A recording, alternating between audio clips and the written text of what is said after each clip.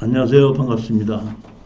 저는 매월 둘째, 넷째 금요일 오후 3시부터 6시까지 반값으로 하락한 특수 경매를 추천과 권리 분석을 해드리고 낙찰을 받고 나면은 어떻게 팔고 빠져나오겠다는 출구 전략을 가지고 강의하고 있는 이종실입니다.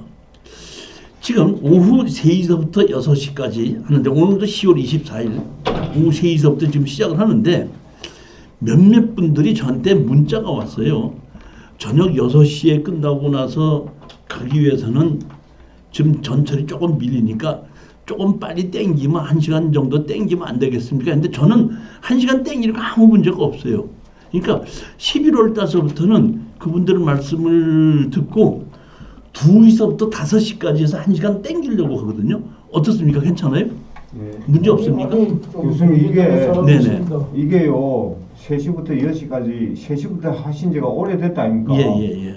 그게 미리 나왔던 사람은 이미 그 스케줄 거기에 굳어 있어요. 제 같은 그래? 경우 그래? 그럼 그대로 3시부터 6시까지? 나도 3시라 이미 굳어 그래. 있어요. 3시부터 6시까지 그대로 하는 걸로 하겠습니다. 예, 알겠습니다. 특수경매 입문을 하기 위해서는 먼저 반드시 지켜야 될 원칙이 좀 있습니다. 제일 첫 번째 제가 여기 감정가격을 믿지 않는다는데 감정가격을 믿지 않는 것이 아니라 감정가격을 확신하지 말라는 얘기입니다. 감정가격과 실거래 가격은 다를 수가 있거든요. 그러니까 내가 이 물건을 입찰을 들어가겠다고 했을 때는 반드시 실거래 가격 확인하시라는 뜻입니다. 저는 강의를 하는 사람이기 때문에 감정가 가격 가지고 그대로 강의를 하지만은 입찰에 들어가시는 분은 반드시 확인하시라는 겁니다. 두 번째, 돈이 되는 물건과 좋은 물건은 다릅니다. 제가 경험에 의하면은 좋은 물건은 돈이 되는 일이 아주 극히 드뭅니다. 따라서 여러분들은 내가 어디 입찰에 들어간다고 했을 때 좋은 물건이라는 걸 생각하지 마시고 평가를 이걸 내가 낙찰을 받았을 때 돈이 되겠는가 안 되겠는가만 판단하시고 쓰레기라도 돈이 된다면 입찰을 가야 된다 이 생각을 가지셔야 된다는 겁니다. 세 번째, 이렇게 쓰레기라도 돈이 된다는 것을 판단하려면은 낙찰을 받기 전에 내가 이걸 낙찰을 받았을 때 누구한테 얼마에 어떻게 팔을 수 있는가를 예측해보고 그것이 확실히 섰을 때 입찰에 들어가야 된다는 것입니다. 그 다음에 여러분은 낙찰이 목적이 아닙니다. 돈을 버는 것이 목적이기 때문에 절대로 입찰장에 가서 다른 사람의 눈치를 보거나 또는 유찰되거나 했을 때 또는 낙찰받지 못했을 때 후회하지 말아야 된다는 얘기입니다. 절대 일정 가격 이상은 절대로 쓰지 않는다는 것이 또 하나의 원칙이라는 겁니다.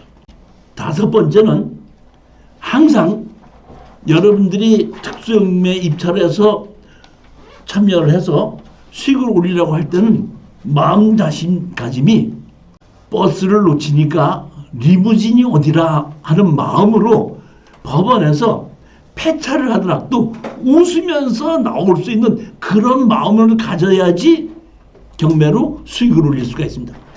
여러분이 제가 오늘도 한 열 몇 개를 골라서 자세하게 설명을 드리는데 혹시 여러분이 입찰에 들어가셨다가 낙찰을 받지 못하고 하더라도 절대 억울하거나 후회하거나 이런 생각하지 마시고 다음번엔 조금이라도 더 높게 써야지 이런 생각 가지시면 절대 수익을 못 오르신다는 겁니다.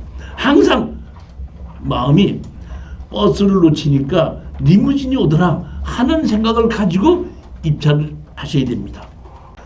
자, 이번에 11월 8일 날 특수경매 이러한 경매를 입문을 하기 위해서 토지개발 강의를 제가 이 토지개발 완이다. 이게 토지개발에 관한 교재가 4권입니다. 완, 투, 도로, 농지 이렇게 있는데 이번에 이 완을 가지고 5시간 동안을 강의를 하게끔 됩니다. 제가 여러분에게 장담해서 말씀드리는 건데 제가 건축을 전공을 하고 건물을 짓는 것을 20년 이상을 하다가 경매계에 입문을 했고, 제가 이 토지 개발 강의를 20년을 넘어서 지금까지 해왔습니다. 이 강의를 제가 특강을 하려고 한 3개월 전부터 가장 핵심되는 내용만 준비를 해서 반드시 특수경매 알아야 될 원칙만 제가 준비를 해서 특강을 준비를 한 겁니다. 절대 여러분들이 이 5시간 강의를 들어봤을 때 후회하지 않겠다고 하는 자신이 있습니다.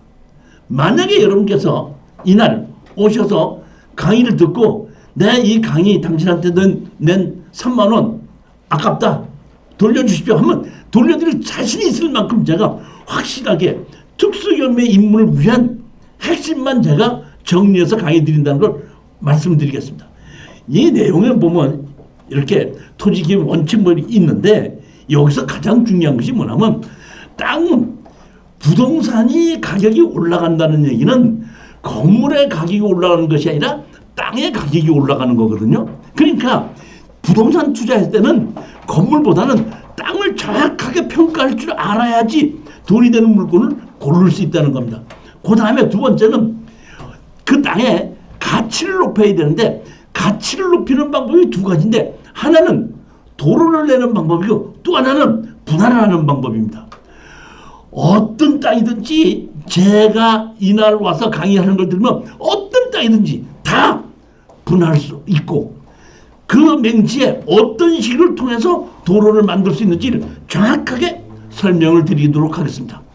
또 하나는 내 땅 옆에 국유지가 있을 때 불화를 받을 수도 있고 점유허가를 받을 수 있는데 언제 어떤 때 불화를 받고 점유를 받을 수 있는지를 정확하게 설명을 드리겠습니다. 다시 한번 말씀드리지만은 11월 8일 날 오셔서 5시간 강의를 들으셨을 때 절대 후회하지 않는다는 걸 제가 자신나게 말씀드립니다. 오늘 여기 계신 분들도 지금 자리를 미리 예약해야 되니까 11월 8일에 오시겠다 그러면 우리 김희주 이사한테 미리 얘기를 해 주시고 하시면 제가 자료와 교재를 다 준비하도록 하겠습니다. 자, 그 다음에 오늘도 특수경매를 제가 강의를 하는데 여러분들이 오늘 여기서 강의 듣는 것은 뭐냐면은 부동산 투자로 수익을 올리기 위한 거거든요. 그러니까 내가 경매를 통해서 부동산을 사는 이유는 팔기 위해서 사는 겁니다. 수익을 올리려면 팔아야 되니까. 그러니까 부동산을 사는 목적이 왜 산다고요? 팔기 위해서 사는 겁니다. 따라서 가장 중요한 것은 사기 전에 내가 이것을 샀을 때 누구한테 얼마에 어떻게 팔 것이라는 것을 그거를 연구를 하고 거기에 의해서 내가 이걸 샀을 때 이 사람한테 이 가격에 이렇게 팔겠다고 결정을 해놓고 난 다음에 그 파는 가격을 알고 난 다음에 거기에 맞춰서 입찰에 들어가야 된다는 겁니다. 이것이 필수예요. 자, 그러면 오늘 제가 지분경매가 있는데 지분경매에 대해서 파는 방법을 먼저 말씀을 드릴게요. 오늘도 지분경매가 한 6, 7개가 있습니다. 이 특수경매에서 입문이 지분서부터 시작을 하는데 지분은 제일 먼저 파는 방법이 강제경매가 있고 임의경매가 있는데 강제경매인 경우에는 잔금을 내기 전에 취하를 시키려면 낙찰자에게 취하 동의서를 받아야 됩니다. 따라서 우리는 잔금을 내지 않고 취하가 될 만한 물건을 입찰 들어가서 낙찰을 받아서 이거는 취하될 것이다 해서 잔금을 내지 않고 그거를 취하를 시킴으로써 팔고 나오는 겁니다. 내 거를 만들지 않고도 수익을 올리는 방법, 제일 첫 번째 방법이 그거고 오늘도 제가 추천 물건 중에서 취하가 가능한 물건을 몇 개를 골랐습니다. 두 번째는 지분은 지분을 따로 사시는 분은 없겠죠. 누가 삽니까? 공유자가 삽니다. 따라서 권리분석을 할 때, 이 공유자가 내 지분을 사겠는가 안 사겠는가 이런 것을 검토해 보는 겁니다. 그러니까 제일 먼저 파는 것은 지분은 공유자한테 판다는 얘기입니다. 만약에 공유자가 사지 않는다 그러면은 할 수 없이 다른 공유자와 같이 공동으로 같이 파는 겁니다. 같이 파는 방법이 두 개가 있는데, 하나는 공유자들과 같이 가서 자, 이거를 우리 공인중개사한테 내놓고 같이 매매합시다 하는 방법이 있고, 그것이 안 될 때는 할 수 없이 소송을 통해서 다 팔아서 나눠달라고 할 수도 있다는 얘기. 근데 여기서 만약에 공유자가 사지를 않는다고 해서 같이 팔자고 했을 때, 지분권자들이 같이 매도를 하자고 했을 때에 공인중개사한테 가서 같이 매도하자고 했을 때는 수익이 반드시 남습니다.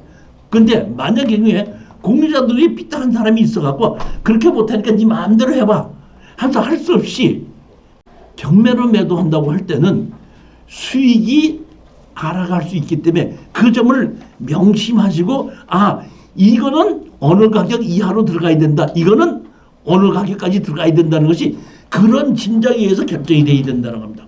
그것을 우리가 짐작을 하기 위해서는 제일 먼저 서류로 분석을 하는 겁니다.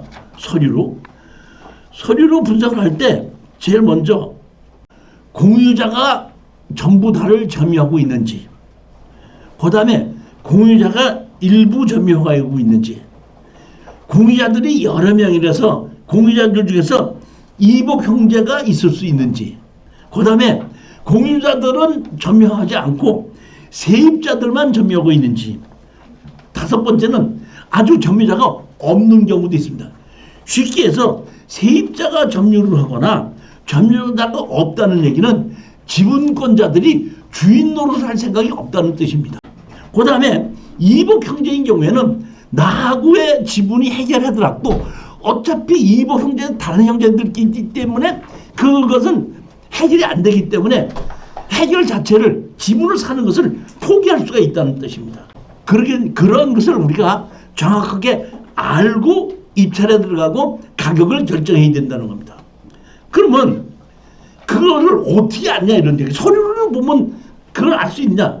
서류를 봐서는 잘 짐작만 하지 알 수가 없습니다. 따라서 여러분들이 오늘 제가 지분을 추천해 드린 것을 여러분들이 입찰에 들어가겠다고 할 때는 반드시, 저는 서류로만 했지 현황까지 가서는 권리 분석을 안 했거든요. 그러니까 여러분들은 현장에 가서 이웃에게 그 집에 누가 사는지 물어보고, 이장한테 가서 물어보는 겁니다. 물어보는데, 이웃이나 이장한테서 그 사람 내용을 아는 사람한테 가서 물어보는데, 제일 먼저 공유자가 경제력이 얼마나 있는지, 그 다음에 공유자의 가족관계가 어떻게 되는지. 오늘 보게끔 되면, 자 보십시오. 오늘 모친이 거주하고 있는 아파트가 경매로 나온 것이 있는데, 그 가족이 누가 있어서 그 모친이 경제력이 없을 때 자식들이 그걸 대신해 줄 수 있겠는가, 이런 걸 우리가 알아봐야 된다는 얘기입니다. 그 다음에 공유자가 여러 명이 있을 때 가서 보게끔 되면 혹시 이복 형제가 끼이지 않는가, 이런 것도 생각해 봐야 되고, 그 다음에 제3자 점유를 확인해 봐야 돼요. 제가 이런 경우에 보면 한번 가지 않습니까?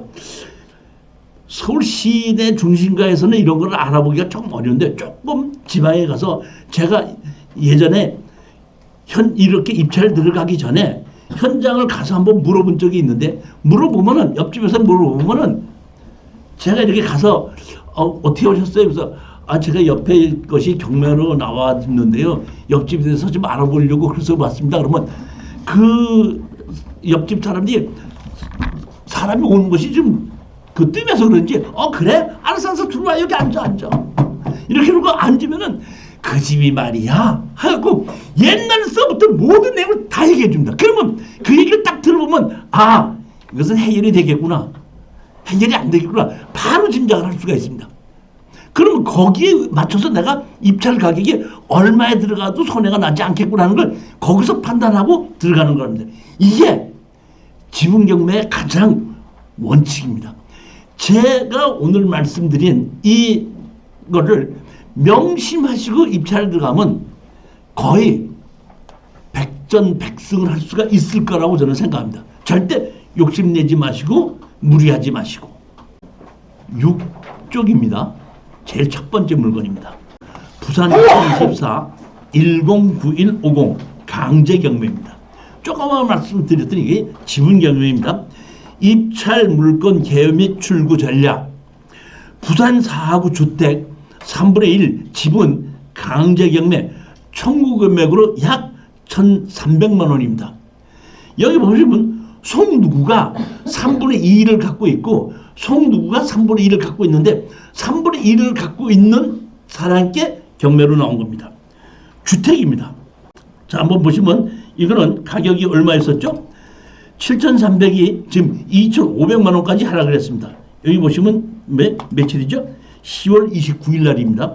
그러니까 7,300이 2,500까지 하락을 했습니다. 즉 이 얘기는 무슨 얘기냐면 제가 이렇게 충분한 거는 혹시 아까도 말씀드렸듯이 지분권자가 매입을 하지 않는다고 하더라도 경매로 판다고 해도 이렇게 전부 다 팔을 때는 34%까지 하락하지 않기 때문에 최악의 경우라도 이거는 수익을 올릴 수 있는 물건이다 이런 얘기입니다. 근데 제가 보기에는 취하될 확률이 60, 70%가 넘어요. 자, 왜 그런가 한번 보시겠습니다. 2층짜리에 여기 보면 누구 물건 누구죠? 송누구의 지분만 3분의 1 나옵니다. 용도 지역은 2종 일반 주거지역입니다. 자, 여기 보시면 이렇게 그 지적조상으로 보면 여기에 도로가 있고 건물이 있습니다. 여기 보면 송누구의 3분의 1 지분만 경매로 나온 겁니다. 주택가에 있는 요의 주택입니다. 용도 지역은 2종 일반 주거지역인데 이렇게 보면 그 조금 부산에서는 조금 약간 변두리 지역이라고 보시면 됩니다. 여기 로드뷰를 봤더니 여기 자동차가 있고 여기 있다는 얘기는 자동차를 세워놓고도 옆에 자동차 하나가 지나갈 수 있을 정도의 골목 넓이는 된다 이런 뜻입니다. 자, 여기 보십시오. 여기 보면 설정이 없죠. 설정이 없이 기준 권리가 뭐냐면 압류나 가압류가 가장 빠른 것이 기준 권리인데 그게 기준 권리입니다. 여기 보시면 송누구가 갖고 있다가 문 누구한테 뭐랬죠? 상속을 했죠. 근데 지금 이 상속을 한 문 누구가 제가 보기에는 원래 돌아가시고 난 다음에 배우자가 상속을 한 것 같아요. 그래서 이 배우자는 여기서 지금 거주를 하고 있습니다. 거주를 하고 있는데 이거를 보게끔 되면 여기 다시 말하면 이 문 누구로 갖고 있다가 이거를 다시 자식들에게 상속을 했습니다. 3분의 1씩 상속을 했죠. 이렇게 상속을 했는데 그 중에 여기 보면 송누구가 있고 송기양 송누구가 이렇게 있는데 여기 보면 송기 누구가 3분의 2를 가지고 있죠. 다시 말하면 송누구 두가 주인 노릇을 하고 있고 한 사람 거는 이 사람한테다 넘겨줬다는 뜻입니다. 넘겨줬고 그 다음에 누가 있어? 거기에 거주하고 있는 사람이 모친이라는 겁니다. 그렇게 돼서 3분의 1만 경매로 나왔습니다. 자, 여기 보면 모친이 거주하고 있는 겁니다. 대학령이 있는데 이 사람이 언제서부터 거주하고 있죠? 89년도서 아주 오래전서부터 다시 말하면 그 모친이 부부 있을 때부터 같이 쭉 거주하고 있다가 아버지가 돌아가시고 엄마가 상속을 받았고 엄마가 상속을 받은 걸 다시 자식들한테 상속을 하고 엄마는 그 데에서 거주하고 살고 있는 겁니다. 그런데 이것이 강제경매로 1,300만 원에 나왔다는 얘기입니다. 자, 그러면 우리는 이걸 낙찰 받았지 않습니까? 낙찰 받았으면 어떻게 해야 되죠? 우리는 법에 의해서 공유물 분할 소송을 내야 되죠. 그러면 자, 우리 김 사장님 가셔서 다 팔아서 나누자고 소장을 냈습니다. 냈으면 여기에 있는 엄마는 누구네 집 가야 돼요? 큰아들 집에 가지. 못 가지. 큰아들 집에서 환영을 해요? 뭐야 가더라고요. 그러면 그 큰아들 집에서 며느리가 1,300만이라도 줘갖고 이걸 빨리 해결해야 되는 게 원칙이겠죠. 저로서는 그렇게 생각한다는 얘기. 그렇지 않고 만약에 아니고 딸인 것 같은데 성경이가. 내가 보면은 사실은 보면 저는 이렇게 생각해요. 여기 보면은 송누구가 60년생이고 62년생이죠. 여기 보면 요 기진이는 보면 67년생이죠. 5년 차입니다. 여기 아들 같은데 혹시 이복 형제도 있지 않을까 싶은 생각도 들긴 들어요. 사실은. 그렇지만 여기 가장 확실한 건 송누구가 3분의 2를 갖고 있으니까 이 사람이 지금 주인 노릇을 하고 있잖아요.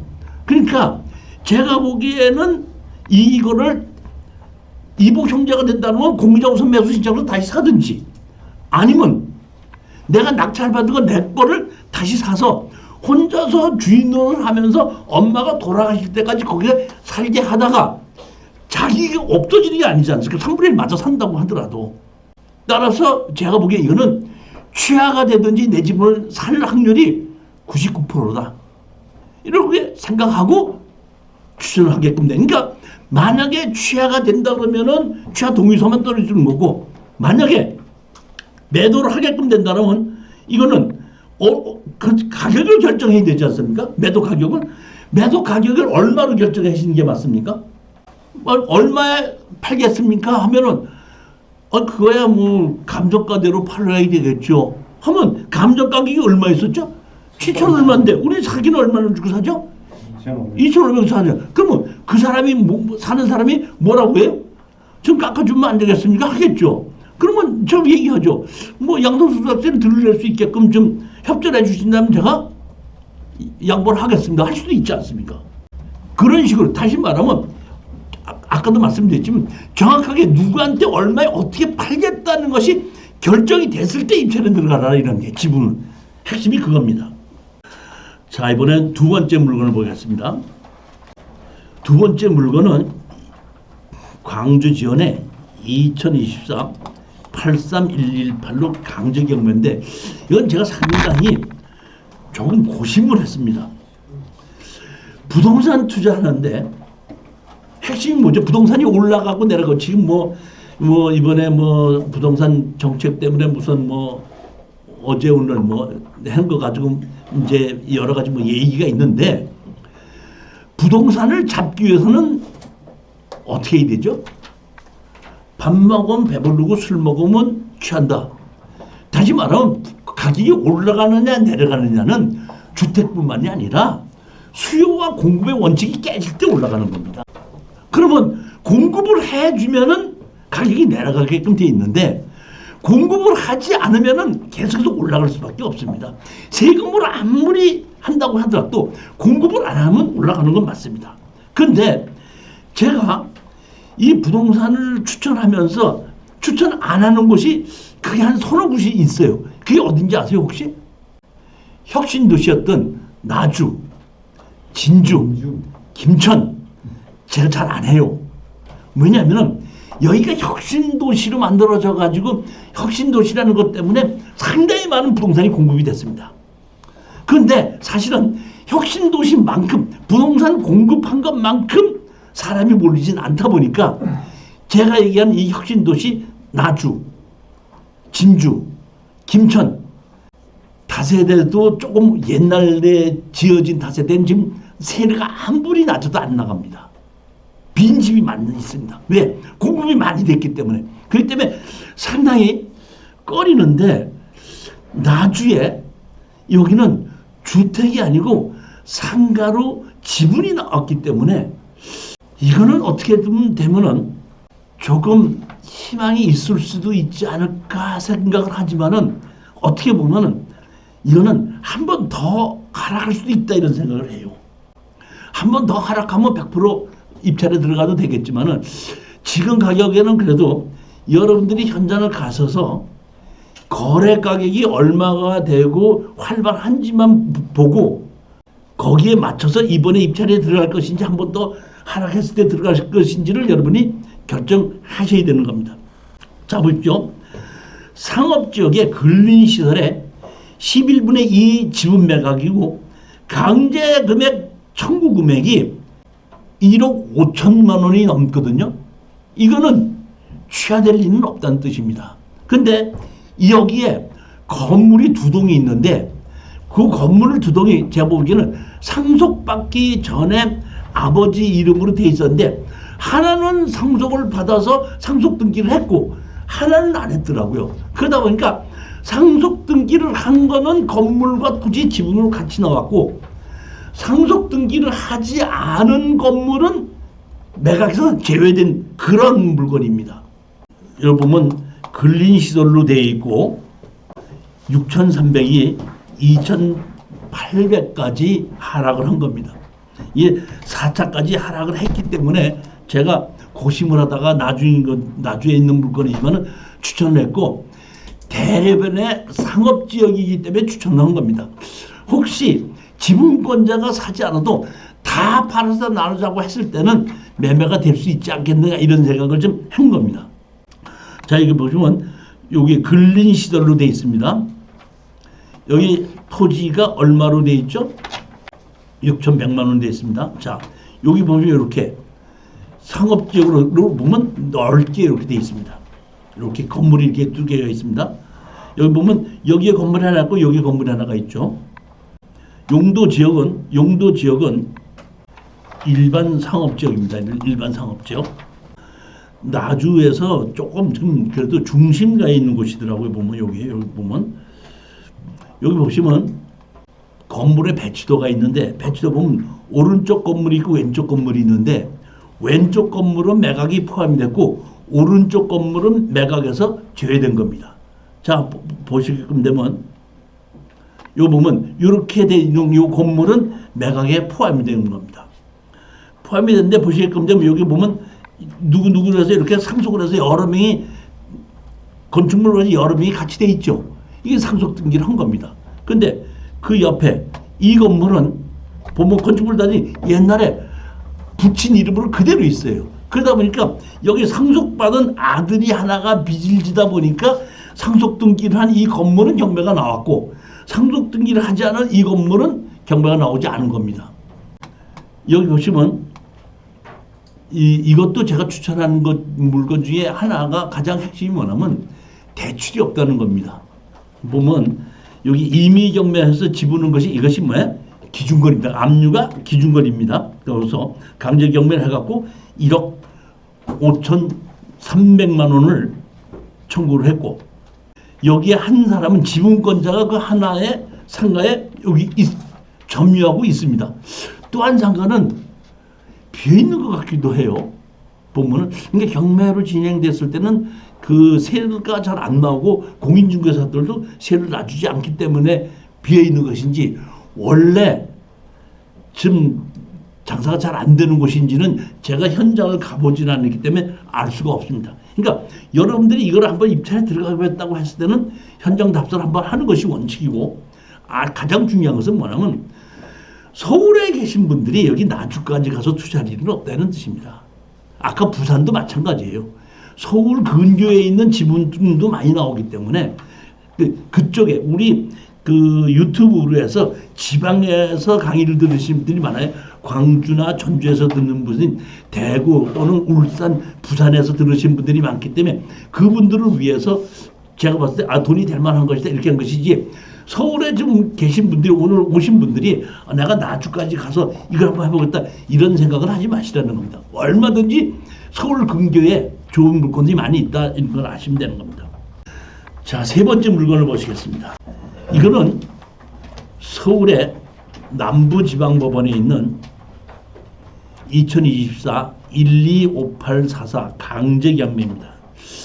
제가 이것을 권리 분석을 하면서 도대체 여기에 있는 이 아들은 1층을 또는 3층을 자기가 세를 들었다고 그러니까 엄마와 아버지가 갖고 있는 그 건물에 1층에서 커피숍 장사를 하고 3층에서 자기가 거주를 한다고 했는데 제가 보기에는 이 3층에 주인이 살고 있는데도 아들이 그렇게 얘기를 해서 청구를 다시 말하면 배당 요구를 했는데 왜 이렇게 했을 때 이게 무슨 이득이 있다고 이렇게 했을까 싶은 게 저로서는 조금 이해가 안 가는 그런 물건 중에 하나입니다. 자, 보십시오. 영등포구 대림동 3층 금린시설의 2분의 1 집은 강제 경매인데 강제 청구 금액은 2억 원입니다. 그러면 여기서 이 사람이 임차권 등기를 했습니다. 자, 그러면 한번 생각해. 여기서 가장 중요한 게 이겁니다. 임차권 등기를 했다는 얘기는 주인이 2명이니까 지분으로 해야 돼? 둘을 다 해야 돼요? 건물 전체를 해야 돼요? 전체를 해야 되는 게 맞죠? 그런데 이분의 1 지분만 경매를 했다는 뜻이거든요. 강제경매. 그러면 이거는 임차권 등기에서 경매를 한 것인지 따로 가압류를 해가지고 신청한 것이 지분만 신청한 것이 그 사람한테 따로 채권 관계가 있기 때문에 한 것인지를 정확하게 서류상으로 알 수가 없습니다. 따라서 우리 입찰자 입장에서는 임차권 등기를 선순위로 먼저 배당을 가져가고 그 다음에 압류한 2등이 배당을 가져가고 그 다음에 3차로 3층을 1억 5천인가 1억 7천에 전세 들어와 있는 것을 가져가고 전부 다 배당으로 가져간다면 우리 낙찰자한테다가는 아무 문제가 없기 때문에 이 가격을 제가 추천을 한 겁니다. 여기 보시면 가격이 상당히 많죠. 얼마죠? 보면 14억짜리가 하락을 하다 보니까 얼마까지 했죠? 9억 2천까지 했습니다. 어떻게 보면 이게 한 번 더 이것도 하락을 할 수 있을 거다 이렇게 생각하는 겁니다. 조금 이거는 이 사람이 여기에 있는 사람이 무엇 때문에 이거를 하는지를 이해가 안 가요. 그러니까 임차권 등기를 했으면 돈 줘야 되는 게 맞죠. 그렇지 않습니까? 새로 주는 게 맞는데 자 한번 보십시오. 1, 2, 3층에 옥탑이 있는 이런 건물입니다.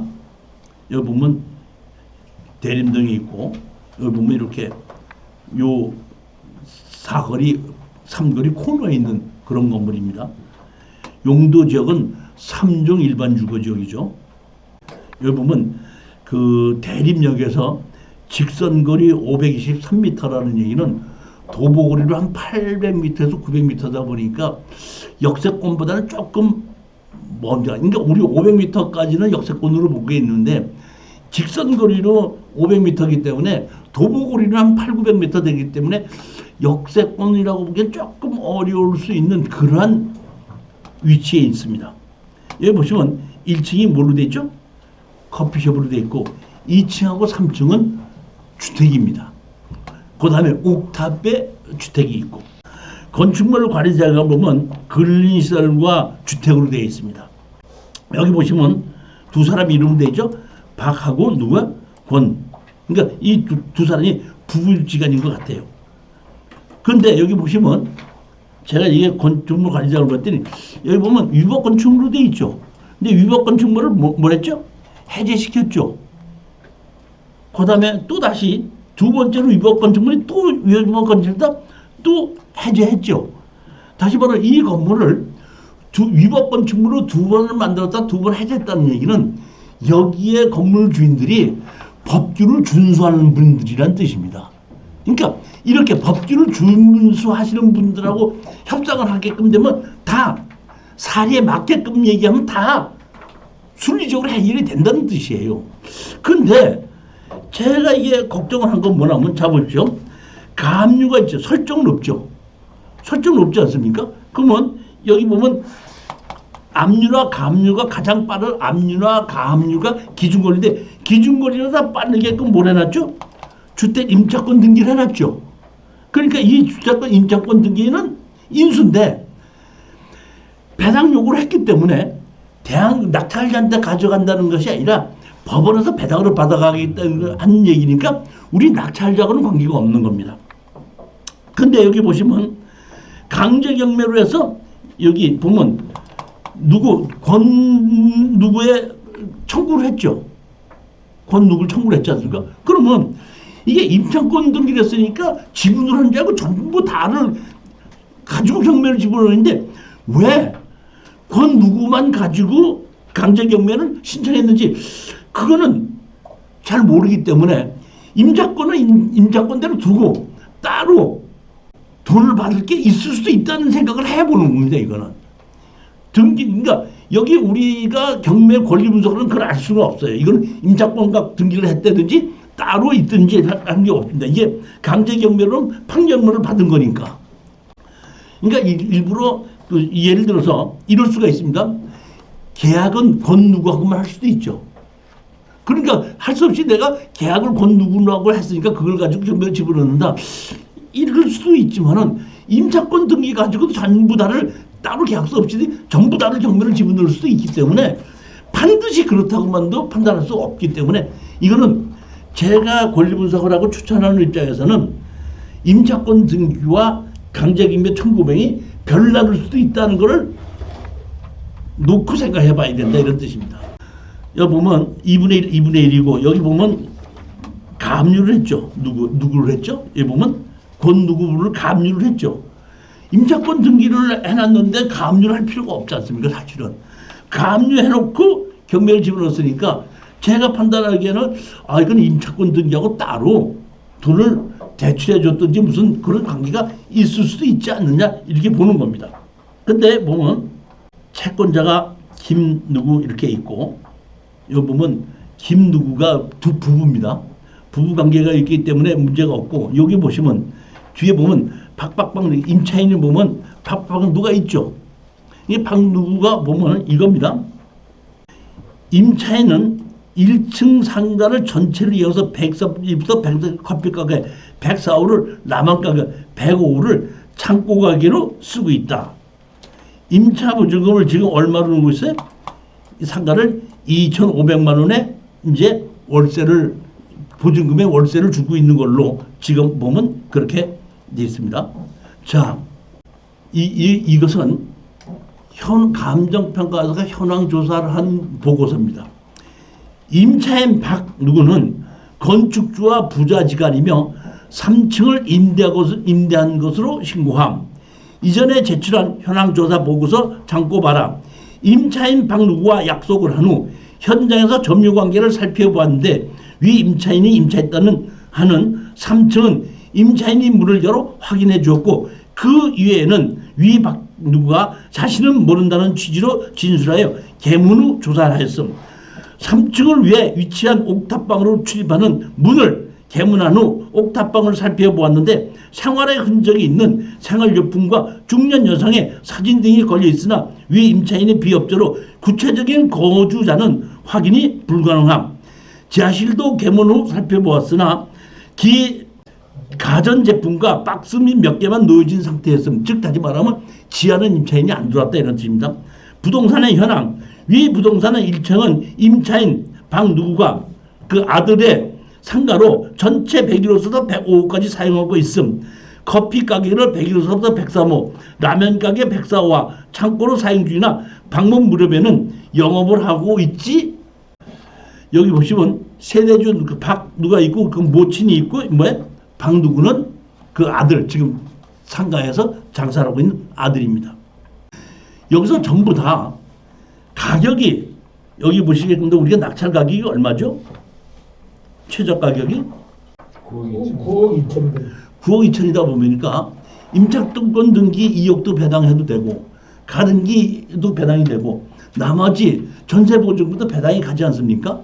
그러니까 우리가 배당으로 다 받아가기 때문에 낙찰자가 인수할 건 없는데 이 아들이 왜 이거를 경매를 이렇게 진행하는 걸 이렇게 했는지 모친이 돈을 안 주니까 이렇게 경매를 해서 받는 건가? 이거는 제가 잘 짐작을 하지 못하겠습니다. 보면은 이것도 이걸 정확하게 아시기 위해서는 현장에 가셔서 상황이 어느 정도 거래가 어떻게 되고 상가가 어느 정도가 되는가를 보고 이웃에 가셔서 여기에 모친이나 부친이 거주했는지 안 했는지 어떻게 되는지 이런 상황을 한번 보고 난 다음에 입찰에 들어간 것이 맞다는 겁니다. 네 번째입니다. 수원지방법원에 2023 13403 이거는 임의경매입니다. 화성시 우정읍 전원단지 내 대집 997제곱미터 295.54평이 바닥공구리트가 쳐져 있는데 바닥공구리를 포함해서 경매가 진행된 겁니다. 이렇게 바닥공구리가 매각 제외가 되는 경우가 있고 바닥공구리가 매각에 포함된 경우가 있는데 이럴 때 어떻게 우리가 권리 분석을 하는지 정확하게 설명을 드리도록 하겠습니다. 자, 감정 가격은 5억 7,600에서 2억 8천 2억까지 하락했습니다. 49%로 하락했죠. 원래 전원주택지가 잘 안 팔리는 겁니다. 어디가 제일 많이 안 팔리는? 양평, 가평 이렇게 기반시설과 멀리 떨어져 있는 곳은 가격이 하락하는 것이 많은데 여기도 전원주택지 안에 있는 그러한 토지지만 여기는 시내 중심가에 있기 때문에 아파트에 살지 않고 그냥 전원주택에 살고 있는 사람도 있을 수 있다고 생각해서 추천한 겁니다. 따라서 여러분들은 이거를 입찰 들어가기 전에 근처에 공인중개사 한 데 가서 이 단지가 얼마에 어떤 식으로 가격이 형성돼서 매도가 되고 있는지를 확인하시기 바랍니다. 용도 지역은 자연 녹지 지역입니다. 자, 여기 보게끔 되어 있고 여기 보다면 요 물건이고 자연 녹지 지역이죠. 여기 보면 이렇게 전원주택 단지 안에 있죠. 근데 이 전원주택 단지 아니라도 시내에서 상당히 가깝습니다. 여기 보면. 그러니까 그 대한민국에서 지금 화성은 유일하게 인구가 좀 늘어나고 있는 곳이기 때문에 그런 곳에 그 대지가 반가격으로 하락했기 때문에 제가 추천을 한 겁니다. 자, 여기 보시면 이렇게 전원주택이 있고 여기 보면 소나무도 상당히 좋은 소나무가 있는데 이 소나무가 있고 여기 뭐가 있죠? 바닥공구리 쳐진 게 보이죠?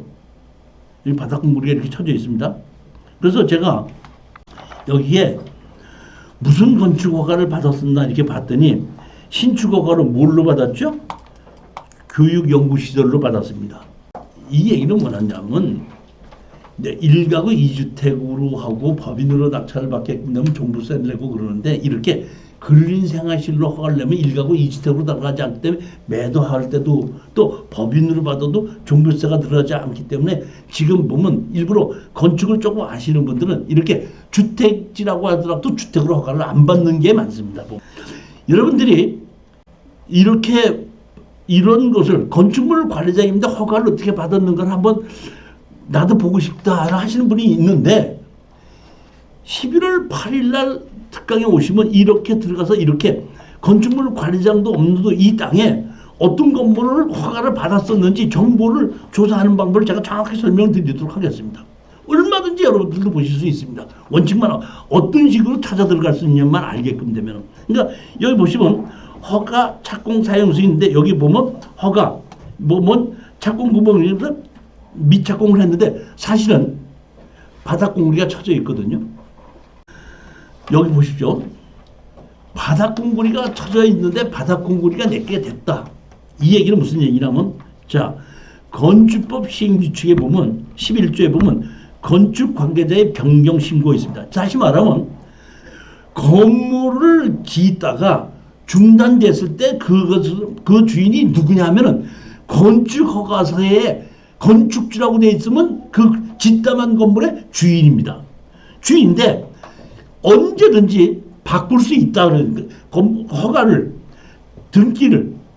등기가 나지 않고 건축물 관리장이 없어도 언제든지 그 주인을 바꿀 수 있다는 얘기입니다. 언제? 건축관계자 변경신고에서 변경 전 건축주의 명의 변경 동의서 또는 권리관계 변경 사실을 증명할 수 있는 서류. 다시 말하면 여기 보면 건물이 바닥공구리가 포함이 됐다고 그랬죠. 다시 말하면 바닥공구리가 포함이 되어 있기 때문에 이거를 가지고 어디에 화성시 건축과에 가서 제출하는 겁니다. 뭐라면 여기 보시게끔 되면 여기 보면 요 경매가 나온 것이 법원에서 이렇게 제출했을 때 여기 뭐가 나와 있죠? 여기 본권 지상의 지하 간수성 한 개 및 건축물 바닥 구조물 한 기가 소재하는 바 토지의 부분물을 범위로 토지에 포함하여 평가함 이렇게 돼 있죠. 내가 이걸 매매에 포함했다는 얘기거든요. 그러면 이거를 낙찰을 받고 이 서류를 화성시청 건축가에 갖다 줘서 이 건물이 내 걸로 돼 있습니다 하게끔 되면 먼저 건축허가로 돼 있던 거를 원래는 그 사람의 사용 승인을 받아서 인감증명 첨부해야지 건축지 명예 변경이 되는데 이거는 건물을 낙찰을 받을 때 내가 받았으니까 그거 없이 이렇게 경매를 해서 내가 낙찰을 받았습니다 그러면 먼저 건축지 허락 없이 내 이름으로 바꿔준다 이런 뜻입니다. 거기에 분명히 나와 있죠. 이게 뭐라고 나와 있죠? 권리관계 변경 사실을 증명할 수 있는 서류. 그러니까 여러분은 똑같이 저처럼 이 서류를 가지고 건축가에 가서 제출하게끔 되면은 건축지 명의 변경을 하다 보니까 이거를 낙찰을 받으면 여기에 있는 그 유실수 여기 보시면 다 뭐죠? 유실수나 그다음에 관정이나 바닥공구리 친 거 전부 다 내 것이 되기 때문에 내 이름으로 만들어 놓고 건축 허가까지 다른 사람에게 공인중개를 통해서 땅과 건축 허가를 같이 매도를 한다 이런 얘기입니다. 그러면 새로 산 사람은 나는 교육연구시설을 만들지 않고 근린시설을 짓 건데 아니면 주택을 짓 건데 했을 때는 그 사람이 내가 원하는 대로 평수와 크기를 변경을 시키면 되는 겁니다. 설계를 다시 해야 된다. 용도 변경을 시키는 거예요. 다시 말하면 교육연구시설 중에서 30평이었는데 주택으로 20평으로 2층으로 내가 바꾸겠다. 설계 변경, 용도 변경 같이 신청하게끔 되면 아무 문제가 없다는 얘기입니다. 그러니까 그거는 낙찰 받은 사람이 샀을 때 자기가 원하는 대로 먼저의 주인이 이름을 건축 허가를 자기 이름으로 바꿨기 때문에 언제든지 변경을 시켜주고 바꿔준다 이런 뜻입니다. 따라서 이것은 낙찰을 받고 난 다음에 건축 허가 받은 사람과 소송할 것도 없고 아무것도 없습니다. 그냥 낙찰 받으면 건축주 명의 변경을 하고 중개사한테 가서 아 이거를 내가 낙찰을 받아서 허가까지 다 만들 때 얼마에 매도할 수 있습니까? 한번 물어보고 그 가격에 의해서 입찰 가격에 들어가면 된다 이런 뜻입니다. 다섯 번째 물건을 보시겠습니다. 고양시 2023-7656입니다. 여기는 물건 번호 1번, 2번 두 개가 같이 경매로 나왔습니다. 파주시 문바룹 주택 및 토지 지분. 토지는 지분이고 건물은 전체 매각입니다. 그러다 보니까 여기가 새로 만들어진 곳인데 개발된 곳이기 때문에 매매가 잘 되는 곳인데도 가격이 이렇게 많이 떨어졌어요. 11억짜리가 얼마까지 아니 7억짜리가 아니라 7억 전짜리가 얼마까지 하락했죠? 2억 700까지 하락을 한 겁니다. 왜? 토지는 지분이고 건물은 뭐예요? 전체입니다. 그러니까 일반 사람들은 토지 지분이고 건물은 전체라고 하기 때문에 매매를 깊이 했기 때문에 제가 보기엔 가격이 하락했는데 제가 이거는 토지에 대해서 정확하게 이해를 못했기 때문에 여러분이 이번 11월 8일 날 토지 특강을 들으시면 아 왜 이렇게 된 거고 이렇게 금방 이해가 가실 수 있습니다. 자 보시면 여기 보면 건축물 관리자 보면 이렇게 건물이 두 개가 돼 있죠. 같은 땅에 두 개가 돼 있습니다. 여기 보면 여기 두 개가 이렇게 돼 있습니다. 있는데 같은 땅에 자 보십시오. 같은 땅에 건물이 두 개가 지어져 있죠. 여기 하나가 있고 하나가 있습니다. 이게 하나는 F동이고 하나는 F동이고 하나는 E동이에요. 그러니까 이 얘기는 뭐냐면 하나의 필지에 건물이 따로따로 두 개가 지어서 구분 소유라는 겁니다. 자 그러면 어떻게 됐냐? 요 땅입니다. 요 땅. 이렇게 된 땅에 건물이 두 개가 들어서 있습니다. 여기 보면 어디죠? 여기 교화지구에 새로 신도시가 만들어진 곳입니다. 거기에 새로 지은 지가 얼마 안 된 땅이고 건물도 새 건물이고 새로 개발이 되어 있는 그런 곳입니다. 보면. 근데 여기 보면 건물이 이렇게 두 동이 있죠. F동이 있고 E동이 있죠. 두 개가 근데 그러니까 하나의 필지에 건물이 두 개가 지어진 겁니다. 그러면 여기서 가장 중요한 것이 하나의 필지에 건물이 두 개가 지어졌죠. 그럼 원래 이거를 구분 소유니까 분할하는 게 맞죠. 그러니까 분할하면 토지 전체, 건물 전체가 되지 않습니까? 근데 이거는 땅은 구분 소유로 되어 있고 건물은 전체로 나와 있다 보니까 어떤 우리 경매에 입찰하는 사람의 땅이 지분이라고 그 지분 사갖고 어떻게 하라고 이렇기 때문에 가격이 하락했는데 원칙적으로 구분 소유라는 얘기입니다. 그러면 왜 이 건물을 진 사람이 분할을 하지 않았냐 이런 뜻입니다. 건물을 두 동을 따로 지면서 분할해야 되는데 왜 분할을 안 했죠? 그 이유는 간단합니다. 여기 건축물 아니 여기 보면 여기도 뭐 뭘로 돼 있죠? 여기 뭘로 돼 있습니까? 지구 단위 계획으로 돼 있죠. 제가 먼저 번에 지구 단위 계획이 있을 때에 추천했던 게 뭐냐면 가구 수를 무단으로 늘렸던 것이 있죠. 그다음에 이렇게 지구 단위 계획이 있을 때는 토지 분할 못하게끔 합니다. 그렇기 때문에 이거는 지구 단위 계획에 의해서 만들어진 필지이기 때문에 같은 필지 내에 건물을 두 동을 지어도 분할을 해주지 않기 때문에 토지는 지분, 건물은 전체로 나온 겁니다. 그러니까 이런 거는 낙찰을 받아서 소송을 해서 분할해달라고 소송을 하더라고. 판결을 받아서 소송 분할해라 해도 법이 그렇게 돼 있기 때문에 분할을 해줄 수 없습니다. 이렇게 나올 수 있습니다. 그랬을 때 우리는 뭘 하냐면 분할하지 않고 구분 소유하고 있다는 것을 서류로 만들어 달라 하게끔 되면 그 구분 소유하는 걸로 있어서 구분 소유한 걸로 해서 건물과 토지를 하나로 만들 수가 있는 겁니다. 그러니까 그렇게 해서 만들어서 팔면 아무 문제가 없는 건데 그거를 하지 못하고 경매로 집어넣다 보니까 토지는 지분 건물 전체로 나왔기 때문에 가격이 이렇게 많이 하락을 한 거다 이런 뜻입니다. 여기 보시면 또 하나 여러분이 아시고 보면 이렇게 두 개가 있는데 요 동은 사람이 지금 이 동은 거주하고 있는데 전세 보증금을 3억 5천에 지금 가지고 있고 요 집은 지금 비어 있습니다. 근데 이 사람이 지금 전세를 들어가 있다가 뭐라고 했냐면 자 보십시오. 목록 2 건물은 마감공사의 불량 등으로 인해 각종 누수, 배수, 불량 전기, 시공 불량 등의 하자가 관찰되고 있는 바 이러한 감가 소유를 계략적으로 반영하여 평가 금액을 산출함 이렇게 돼 있죠. 다시 말하면 이 동은 마감공사가 불량하고 누수, 배수, 전기공사가 불량으로 시공되어 있다고 이렇게 되어 있습니다. 일반적으로 감정평가사가 갔을 때 그런 내용을 조사를 해야 못해요. 안 하죠. 근데도 여기 보면 조사를 했다 그랬죠. 뭐냐면은 전세 사기 피해자를 지원해가는 법률에서 여기에 있는 이 이동의 거주자가 감정평가사한테 그렇게 얘기하고 자기가 전세 사기로 공인적 우선 매수 신청을 해놨습니다. 그러니까 다른 사람 보고 들어오지 말라 하는 식으로 감정평가사한테 전기도 고장나고 물도 새고 뭐 한다 이렇게 얘기하게끔 해서 감정평가사 그렇게 얘기를 하게끔 하고 자기가 공인적 우선 매수 신청한 겁니다. 그러니까 우리는 그 옆에 지금 비어있는 거 있죠. 그것이 지금 3분의 1 가격으로 하락했죠. 얼마든지 우리는 입찰에 들어가서 아무 문제 없이 구분 소유라는 것을 만들어 있기 때문에 얼마의 매매가 되는지만 확인해보고 구분 소유를 등기상에다 구분 소유라는 걸 만들어요. 왜? 소송을 해갖고 판결문을 받으면 되는데 판결문을 가지고 지적가도 여기는 지구단위 계획에 있기 때문에 분할을 못 해주게끔 판결을 받아도 분할을 못 해주게끔 돼서 아마 그렇게 얘기할 거예요.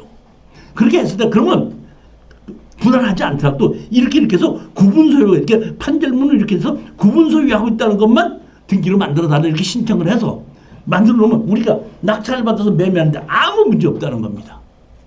F동이 바깥에 겁니까? 바깥에 있는 것이 F동, 하나 안에 있는 것이 E동입니다.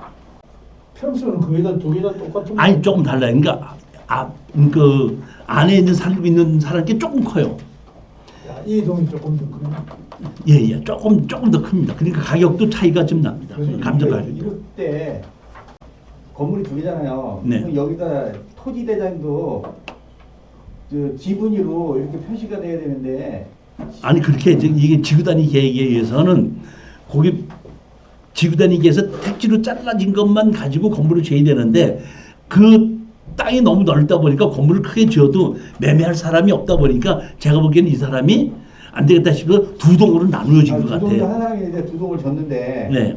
이거 딱 해부터 땅 지분을 가져야 될 거 아니에요. 그러면 이쪽 사람은 있었어요. 그러니까 그거를 2분의 5분의 건축물 관리장에서도 표시를 해야 되는데 그게 표시가 안 됐더라고요. 여기로 돼 있더라고요. 안 됐으니까 네. 이거를 소송을 해서 구분 소유라는 걸 확정 판결을 받고 잘라야 되는 게 원칙인데 안 잘라주니까 그렇게 구분 소유되어 있다는 거를 표시만 등기부등본에 표시만 해달라고 하면 되는 거예요. 지금 나와 있을 때 하나는 그러니까 같은 번지에 네. 몇 제곱미터 구분 소유 이런 식으로 등기에 올려달라고 올려주는 겁니다. 이게.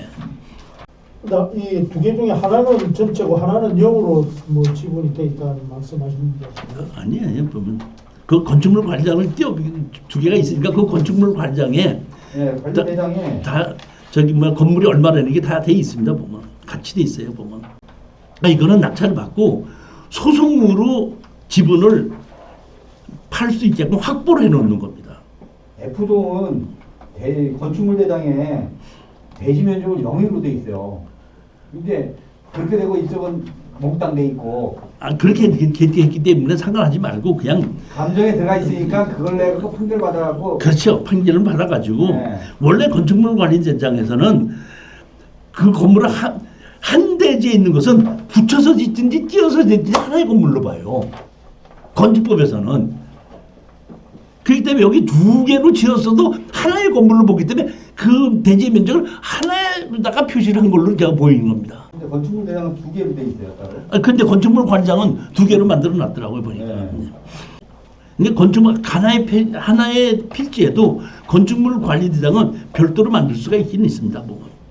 토지 투자는 개발행위 허가부터 시작을 하는 겁니다. 김 사장님, 네.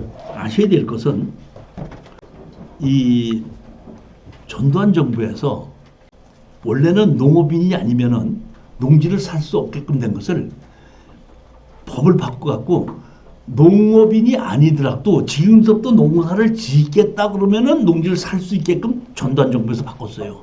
그 대신에 20km 이내에 6개월 이상 거주를 해라 하는 조건이었었습니다. 그러니까 그 이전에는 농업인이 아니면 농지를 살 수가 없었어요. 그러니까 농지가 있어도 아무도 살 수가 없기 때문에 농지가 가격이 바닥이 됐어요. 그랬다가 전두환 정부에서 법을 바꿔갖고 농업인이 아니라도 여태까지는 농업인이 아닌데 지금부터 농지를 사면서 농사를 짓겠다면은 살 수 있게끔 법을 바뀌었다 이런 얘기죠. 그게 뭐야? 20km에 6개월을 거주였습니다. 근데 이걸 다시 김영삼 정부에서 6개월 거주 20km를 없애버리고 무조건 농지를 사도 농사만 짓느냐 안 짓느냐 보게끔 없애버린 겁니다. 그러다 보니까 엄청나게 많은 사람들이 농지를 사서 집을 짓기 시작을 한 겁니다. 그러면 농지를 사서 집을 지려면 그 당시에는 농지 전용 허가를 받고 건축 허가만 받으면 건물을 질 수가 있었어요.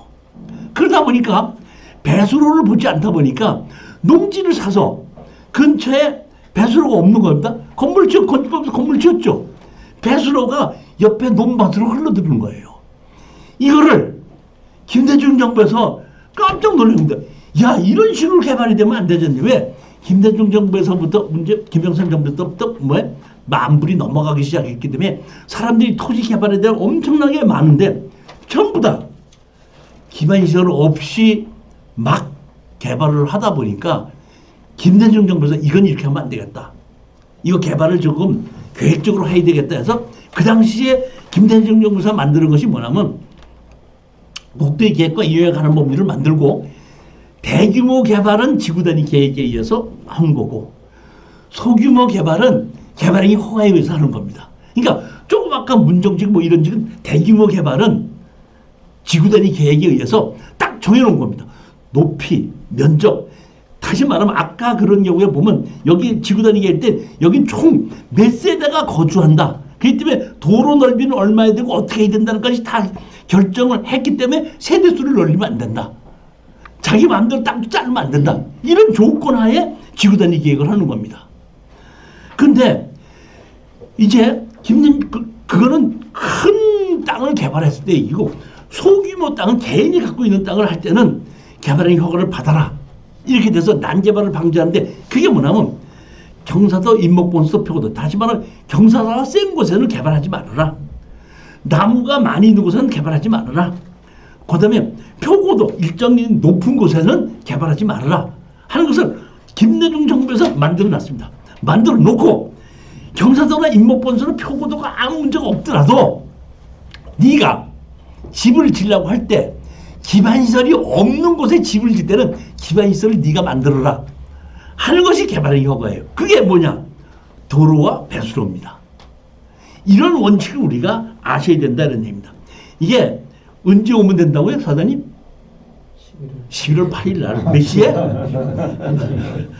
한 제가 다 설명을 드려요. 아, 이게 대한민국의 토지의 역사가 이렇게 해서 이렇게 시작이 된 거를 정확하게 알 수가 있습니다. 그런데 이렇게 땅을 개발해서 파는 것인데 이렇게 내가 기반시설을 만들고 개발해서 다 팔으러 갈 땐 시간도 걸리고 오래 걸리기 때문에 이 김영삼 정부에서 토지를 농지를 누구든지 살 수 있게끔 만들어 놓고 제 대학 동기생들이 여러 명이 땅을 사서 개발해서 파는 적이 있는데 10명이 했다 그러면 10명 아니 100명 중에서 99명은 실패를 합니다. 왜? 시간이 오래 걸리고 그동안에 그 기반시설을 만들고 쪼개서 팔아야 되기 때문에 대부분 실패를 하는 겁니다. 그러니까 그렇게 토지 투자를 해서 내가 개발해서 파는 것은 수익을 올리는 시대가 아니기 때문에 지금 일반적으로 임야나 땅을 사서 개발해서 파는 목적으로 사시는 분은 거의 없습니다. 그러면 내가 토지를 투자하고 싶은데 어디를 투자해야 되느냐? 핵심이 뭐예요? 공장이 만들어졌다는 얘기는 기반시설이 다 만들어져 있다는 뜻입니다. 그러니까 내가 더 이상 기반시설을 만들려고 애쓸 게 없습니다. 그 다음에 땅을 투자했을 때는 대부분 땅이다 보니까 가격이 많아야 되는데 시간이 오래 걸리기 때문에 대부분 내가 다시 말하면 재력이 없는 사람은 투자를 못하는 거예요. 그런데 공장은 내가 낙찰을 받고 임대를 해줄 수도 있죠. 대출을 받을 수도 있죠. 그 다음에 임대를 해주면서 대출 이자를 갚을 수도 있죠. 따라서 제가 토지 투자하시는 분들은 일반 임야나 이런 농지를 투자하지 마시고 공장 땅을 투자를 하라 이런 얘기입니다. 그때 뭘 해야 되냐면 대출 및 임대 가능을 확인해보고 두 번째는 진입도로가 얼마나 넓은가 그 다음에 큰 화물차가 회전할 수 있는가 그 다음에 주변 환경에 의해서 개발이 발전이 하는가 특히 마지막으로 조심해야 될 것이 뭐냐면 공장을 폐기물을 쌓아놓고 경매로 던져보는 경우가 있습니다. 그렇기 때문에 여러분들은 이렇게 그런 공장을 투자할 때는 혹시 그 공장에 폐기물이 쌓이는가 이것만 확인을 해보면은 매도하는데 또 수익을 하는 데는 아무 문제가 없는 것이 공장이라는 얘기입니다. 그렇기 때문에 여기서 보면 자 6번째 물건입니다. 이게 부천지원입니다. 2024 3745인데 가장 먼저 보는 게 제가 뭘 보고 투자를 하라고 그러냐면 여기 보면 최저 가격이 얼마죠? 7억 7,800이죠. 뭐 자 보십시오. 여기 보면 11월 4일 날 7억 7,500입니다. 7억 7,500인데 감정 가격이 토지가 얼마였죠? 13억이죠. 그러니까 13억짜리를 7억에 낙찰을 받아서 임대를 주면서 대출을 받고 임대를 주면서 팔릴 때까지 기다려보자 이런 뜻입니다. 이것이 공장 투자의 원칙이라는 겁니다. 또 하나 더 말씀드리면 공장은 개인 이름으로 사는 것보다는 법인 이름으로 사는 것이 더 유리하겠죠. 대출을 잘해주니까. 근데 이제 보면은 이렇게 그 예전에는 문제가 없는데 지금은 나 홀로 그 공장을 사서 내가 주인이면은 과점주로 해가지고 다시 말하면 법인인 경우에는 취등록세가 낮춰주고 일반 개인사는 좀 높은데 과점주인 경우는 혼자서 법인으로 사도 개인으로 사는 걸로 봐갖고 나중에 취등록세가 나옵니다 보면. 그렇다고 하더라도 취등록세를 그렇게 다 좀 더 내든다고 하더라도 과점주에 의해서 더 낸다고 하더라도 내가 매도할 때에 3년 이상만 내가 이 공장을 그대로 보유하고 월세를 주고 있다가 4년째 매도할 때에 공장과 땅을 파는 것이 아니라 내 주식을 넘겨주는 겁니다. 그러면 그 양도소득세를 줄일 수가 있고 주식을 팔은 것에 대한 세금은 내야 되는 것이 방법이 또 하나라는 얘기예요. 그러니까 법인으로 사는 것은 그런 것이 더 유리하다 이런 뜻입니다. 여기 보시면 공장 용지에서 도로가 있고 건물은 99평이고 토지가 488평입니다. 넓은 단인데 앞에 넓죠? 그러니까 제가 보기에는 여기에 자동차가 들어가고 바깥에 건물은 한 100여 평밖에 안 되다 보니까 바깥에 짐을 쌓아둘 수도 있고 화물차가 돌릴 수도 있는데 아무 문제가 없겠더라고요.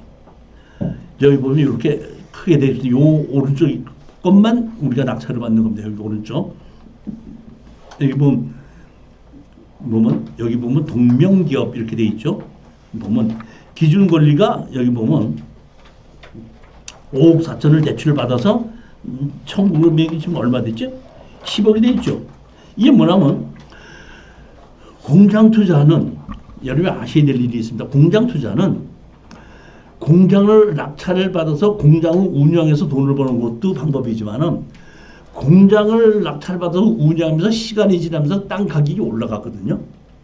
그렇기 때문에 처음에 대출을 받았을 때는 5억 얼마였지만은 시간이 지나가면서 공장이 올라가니까 또 대출받고 또 대출받고 대출받고 하는 거예요. 시간이 지남으로. 그러면 우리도 이거를 시간이 지날 때 공장을 운영을 해서 수익을 보는 것보다는 월세를 받으면서 시간을 기다린다는 뜻입니다.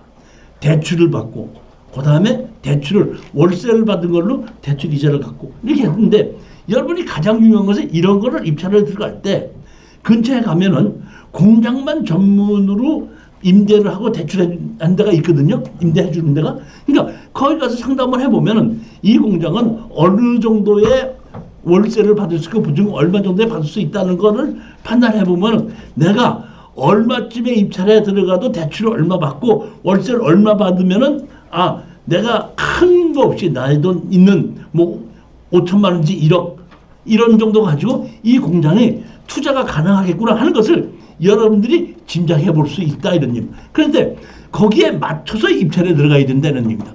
욕심을 내지 마시라 이런 얘기입니다. 만약에 그 가격에 입찰에 들어갔는데 낙찰을 못 받는다. 그러면 아까도 얘기했죠? 뭐 한다고? 버스를 놓치니까 리무진이 온다는 마음으로 다음번에 11월 달에 제가 더 좋은 공장 물건을 또 가지고 올 수도 있거든요. 그러니까 하나의 어떤 입찰 물건 하나에 절대로 목을 매지 말고 지르지 말으라 이런 얘기입니다. 낙찰 받는 것이 목적이 아니라 돈을 버는 목적인 경우에는 절대로 하지 말아야 될 일입니다. 자, 7번째 물건입니다. 성남입니다. 성남. 2024 7070. 여기 보면 이미 경매인데 여기는 아까처럼 많이 하락하지는 않았습니다. 보면 8억짜리가 4억 얼마로까지 하락이 됐죠. 여기 보면 공장인데 151평인데 여기는 창고로 돼 있기 때문에 제가 보기에는 1가구 2주택으로 들어가지도 않고 임대를 주어서 월세를 받을 수 있고 서울 근교이다 보니까 아주 좋은 땅인데 더더군다나 여기 앞에 도시계획에서 도로가 만들어지게끔 돼 있더만요. 그래서 그런 면으로 봤을 때 아 이거는 낙찰을 받아서 1가구 2주택으로 들어가지도 않고 여러 가지 좋다 보니까 볼 수 있겠다 이렇게 생각한 겁니다. 여기 보면 1층 2층으로 돼서 창고로 되어 있습니다. 용도 지역은 일종 일반 주거지역입니다. 여기 보면 이렇게 따있단 이렇게 점선으로 되어 있죠. 이게 제가 보기에는 계획도로에 의해서 이게 분할이 된 게 아닌가 싶은 생각이 듭니다. 여기 보면 이렇게 딱 잘라져 있습니다. 이게 보면 아직까지는 이 앞에 건물이 없고 이렇게 되어 있습니다. 용도 지역은 뭐죠? 일종 일반 주거지역에 지구단위 계획구역으로 되어 있습니다. 여기도 요 땅입니다. 여기 빨간 변 이렇게 가 있죠. 선이 여기 보면 이렇게 계획도로가 여기서 이렇게 돌아가게끔 되어 있죠. 요 앞에 땅입니다.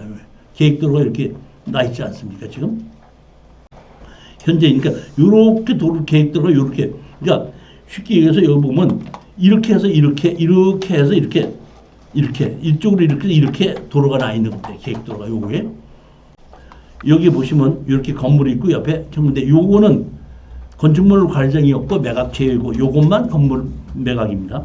실내에서 보시면 이렇게 2층까지 이렇게 만들어 가지고 같이 있는데 조금 이게 아쉬운 게 보면 이렇게 물건을 쌓아뒀을 때는 호이스 같은 것이 좀 있으면 좋겠는데 그런 것이 안 보이더라고 지금 감정 가격에. 그렇지만 시내하고 상당히 서울하고 가깝고 남한산 근처이기 때문에 또 앞에 계획도로가 있기 때문에 가격이 지금 49%까지 떨어졌을 땐 투자해볼 만하다 이런 뜻입니다. 권리분석에서 보면 2억 4천 얼마에서 지금 얼마를 청구했죠? 2억 9,700을 청구한 겁니다. 채무자 겸 소유자의 모를 면담하고 전면으로 확인하고 채무자 누구누구가 현 주소에 거주하고 있으며 상가 건물 임대차 현황서에 등재된 누구는 거래신고 및 배당 요구를 정해졌음 이렇게 되어 있는데 여기에 있는 여기 상가 임대차 있는 사람은 여기에 보면 대항력이 없기 때문에 아무 문제가 없다 이런 뜻입니다.